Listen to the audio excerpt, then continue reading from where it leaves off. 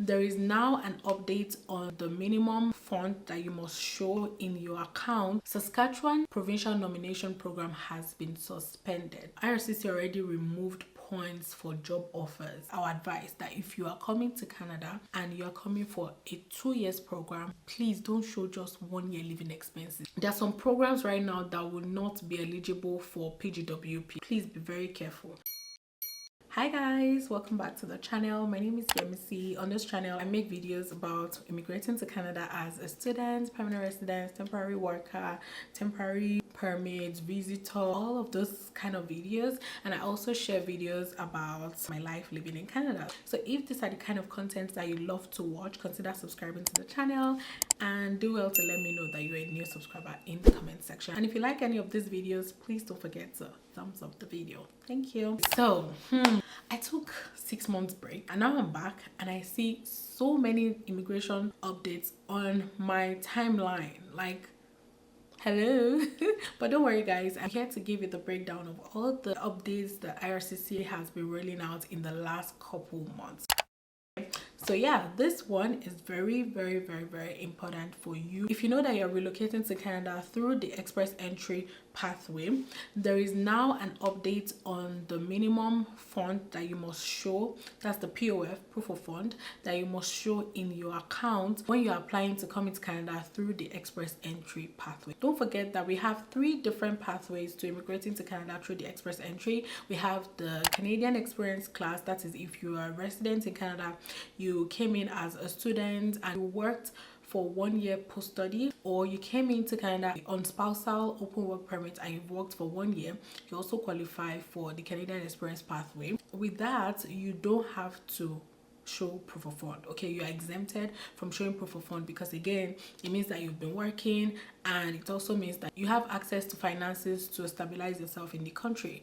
But if you're coming in through the Federal Skilled Workers Program or the Federal Skilled Trades Program, then you have to show proof of fund. So this particular information is for those people that are coming into Canada through the Federal Skilled Workers Program or the Federal Skilled Trades Program. I'm going to leave the screenshots of the new proof of fund requirements on the screen for you, or maybe I look for one that has the old amount and the new one. But either ways, you're gonna see the updated amount because as at July 7th, this new POF went live. Like, it's already live. So right now, if you're applying through the express entry programs, just know that you are to show this updated proof of fund. So for example, if you're applying as a single person, you would typically show $14,690, but now it is $15,263. And if you're a family of 2, you would typically show $18,288, but right now you will show $19,000.01,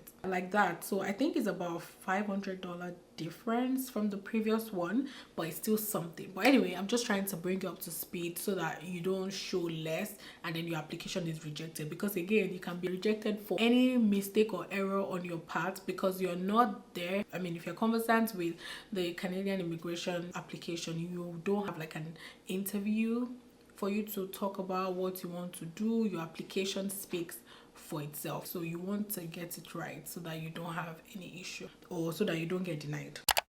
Another one which I think is major is living expenses for international students. Right now, if you know that you're an international student, just know that the difference between the amount that you used to pay before that you're currently paying right now and the amount that you'd be paying effective September 1, 2025, just so we're clear, is about $2,000 to $6,000 depending on the family size. Right now you show $20,635 as living expenses for a year. Effective September 1st, it's going to be $22,895. That's about $2,000 plus, right? But when it gets to a family of 6 and 7, for example, family of 6 show $49,051 per year. Effective September 1st, you'd be showing $64,420. So that's about $5,000 difference. That is what's coming in the nearest future. So yeah, brace up, and don't forget, this is not a standard rule, but our advice that if you are coming to Canada and you are coming for a 2 years program, please don't show just 1 year living expenses. Show proof of funds that covers your living expenses for 2 years. Meaning, if you're coming as a single person, you should show about $40,000 plus dollars. And if you're coming as a single person from September 1st, 2025, then you should be showing about 45,000. Again, this is not a standard rule, but don't forget that you want to ensure that the visa officer can confirm that you have the sufficient amount to come to Canada. Like, you're not struggling to cater to your needs when you come to Canada, because you are not expected as a student to work. Working part-time is just something that you can do, but it's not a must that you do it. Okay, if you're coming into Canada as a student, ensure that you have the right documents to show off. Proof of home ties, very, very, very, very, very important. And most importantly, your financial assets. So those two are really the major things, aside also showing the reason why you're coming to Canada to study that program instead of studying it in your home country. I've done a video on this before on the channel. I'll try to link it somewhere here. It was a video detailing some of the documentations that you need to attach to your application if you're coming in on study permit. Because if you don't know, I came into Canada as an international student, so I was able to document those information at the time, and I think that they are still very, very relevant. The only thing that is a bit different, not a bit, the only thing that is different would be the living expenses that you have to show. That's the amount that you have to show, but most of those documentations are still pretty much the same. Provincial immigration changes. Right now, as of now that I'm making this video, Saskatchewan provincial nomination program has been suspended, and I think that's also the same for a lot of provinces. Is it that they suspend the applications, like the PNP applications, or they have drastically reduced the number of applications that they're accepting? Because the Canadian federal government has cut PNP, which is short form, the acronym for Provincial Nominee Program, allocations by 50% for this year. In case you hear provinces reducing the number of applications that they're accepting, or you see them pausing most of their programs, this is the reason. This one is a very recent update. 2 days ago, IRCC sent out emails to people that are currently in the pool, informing them that effective August 21, 2025, all express entry applicants must complete an upfront medical examination before submitting their PR. So the current application process that everyone knows is when you apply for your PR application, then you can either wait for IRCC to request for a medical examination that you've done, or you submit an upfront medical. But right now, it is somewhat mandatory that you submit your upfront medical as at the time of applying for your PR application. And this one might be a little bit tough for some people, because if you did not have an upfront medical examination initially in maybe your prior application, like your study visa application, you might not be able to get that paper, like the paper that you need to upload. You might have to do a new one. But if you already do have it, then you don't have to do a new, like you don't have to conduct a new medical examination. So for instance, when I was coming in as a student, I applied for the upfront medical. I didn't wait for RCC to send me a request email, so I did it upfront, and so I have that paper, right, that the physician will typically give to you. So if you have that and you've been in Canada for 5 years, and below, then that document will be accepted, and all you need to do is just upload it alongside with your application. But if you do not have it, then you have to go meet one of the approved medical centers. I think it's already on the IRCC website, and then get your upfront medical examination done, and you now attach it to your PR application before even submitting at all. So yeah, that is the new update that just came out 2 days ago, and I wanted to quickly update you guys.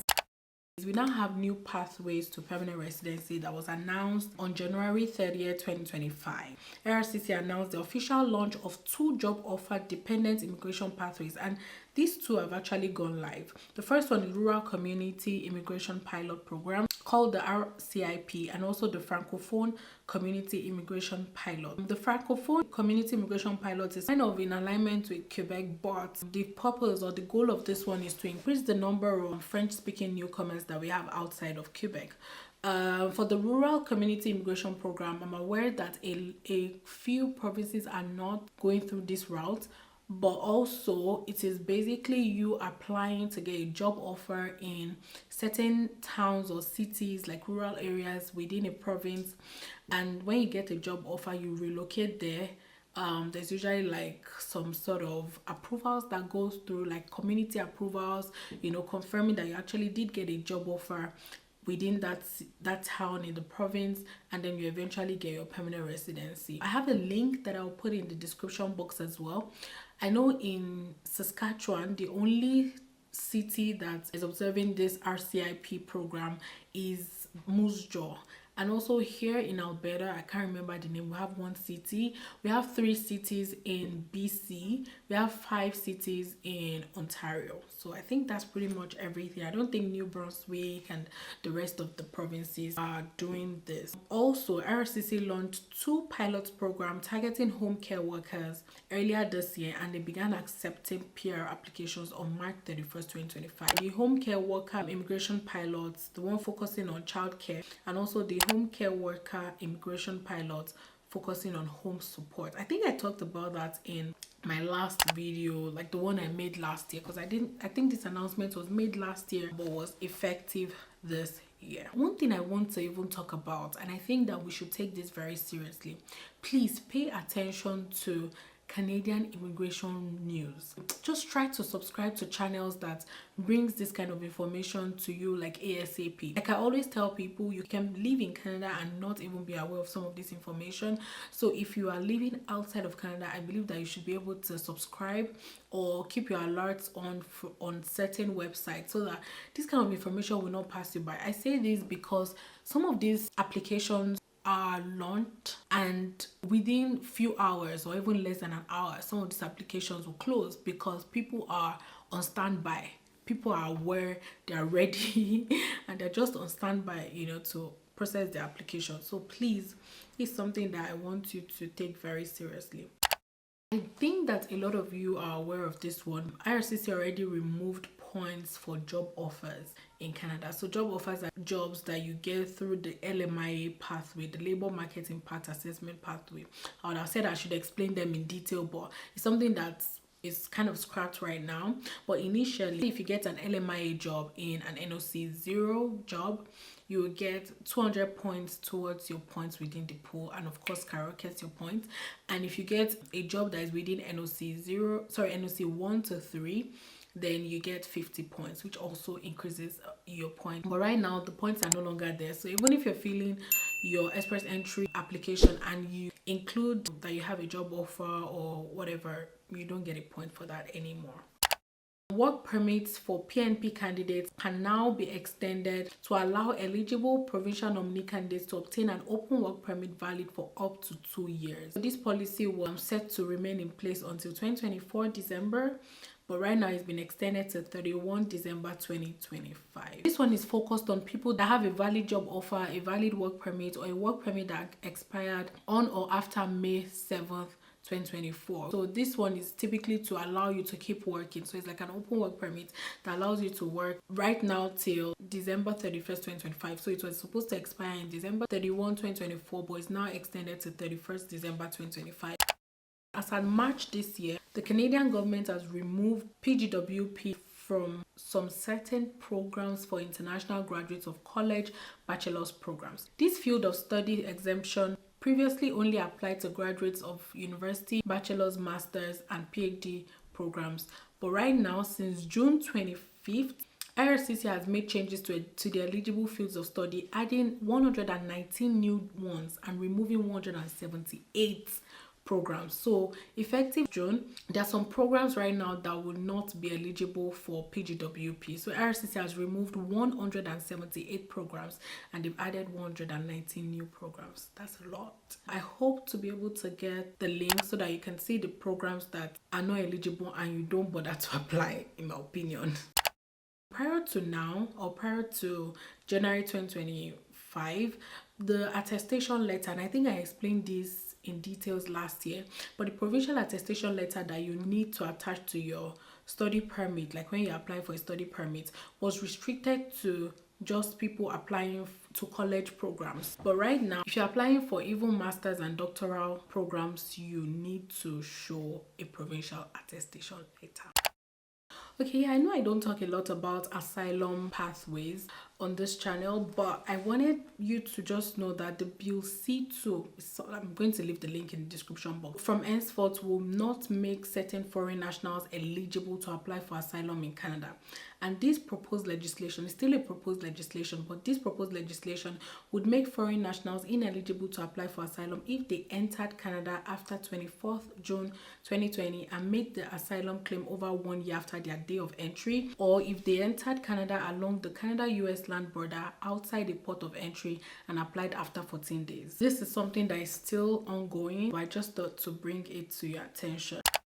This particular one, I think people should be very, very careful. Effective May 28, 2025, new rules apply to foreign nationals on maintained status when submitting multiple temporary residence applications. Please be very careful. Under the updated policy, if a foreign national applies a subsequent time extension while on maintained status and their initial application is refused, they will no longer receive an extension of legal status based on having another pending application. Instead, their second application will be refused and returned, and they will have to apply for a restoration of status. Prior to now, submitting a subsequent application while on maintained status, even after an initial refusal, would extend the individual's authorized stay in Canada, but not anymore. Who are those on maintained status, you may ask? People that are coming to Canada as a visitor, student, or foreign worker and apply to extend their status before their current status expires, they are referred to as people with maintained status. Right now, you have to be careful. If it's not expired yet, then you don't need to apply for extension, basically.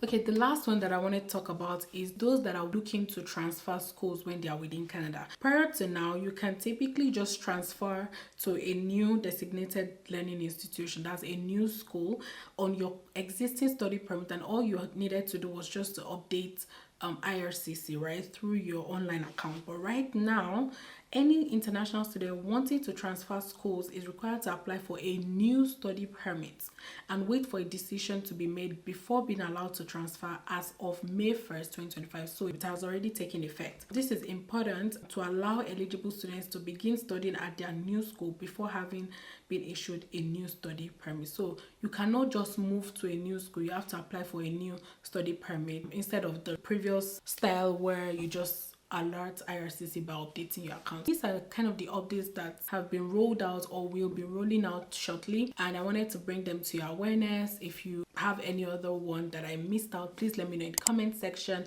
Don't forget to like this video, share and subscribe to the channel, and I'll see you in my next one. Bye.